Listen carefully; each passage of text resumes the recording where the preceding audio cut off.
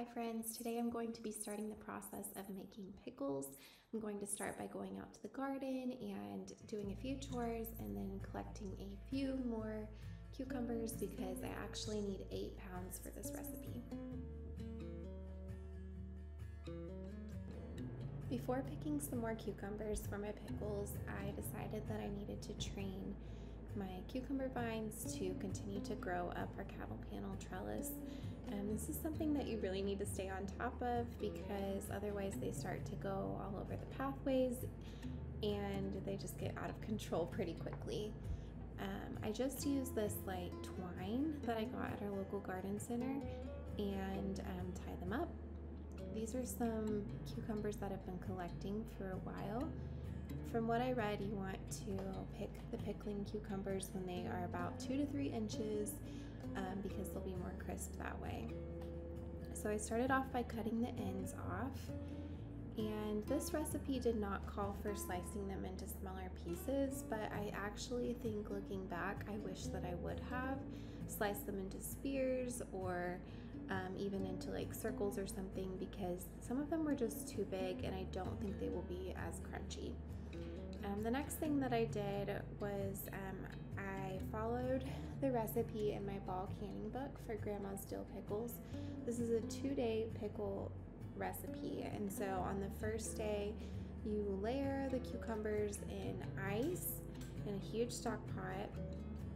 And I think that this helps keep them crisp. Some of mine really weren't as crisp as I had hoped, but I think that's because some of them had been sitting in my fridge for at least a week, and you're really supposed to pickle them as quickly as possible, but I just didn't have enough for the recipe.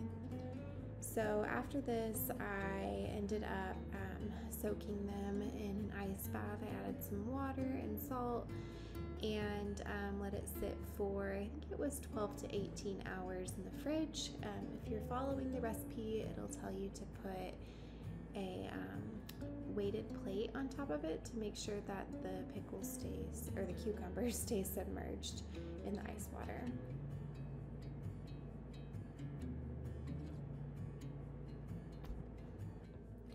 Next up, I started preparing the brine that I put the pickles in.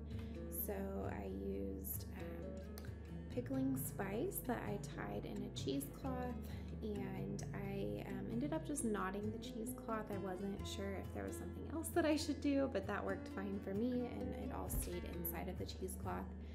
I also used 8 cups of water, vinegar, 3/4 cup of pickling salt, sugar, in addition to the spice bag. So I brought all of this to a boil and then kept stirring it and let it more of a gentle boil, cook on more of a gentle boil for about 15 minutes. And this helps the spices infuse into the liquid.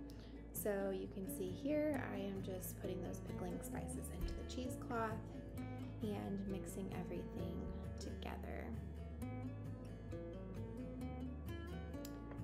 While I did this, or while it was cooking for those 15 minutes, I rinsed off my cucumbers in cold water and strained them from the ice bath, and I boiled my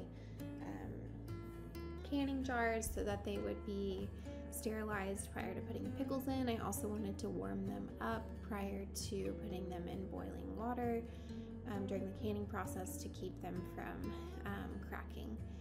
So I put all of the spices and fresh dill from my garden into the jars along with the cucumbers, and then I put the brine on top of it. You want to leave, I believe it is a 1/2 inch head space at the top of the jar. And I really like this canning kit. I'll link that below. It had a lot of different tools that I needed for making the canning process so much simpler. Okay, my kitchen is a mess at this point, but this is my water bath canning pot. I processed the jars for 10 minutes once it got to a roaring boil and put the lid on top of it. And then I opened the lid and let it process for an additional 5 minutes. After pulling the jars out of the water bath, I let them sit for 24 hours, and then I checked to make sure that they had sealed. Thankfully, all 8 of my jars did seal. The recipe calls for 7 pints, but I ended up making 1 extra that I used for refrigerator pickles.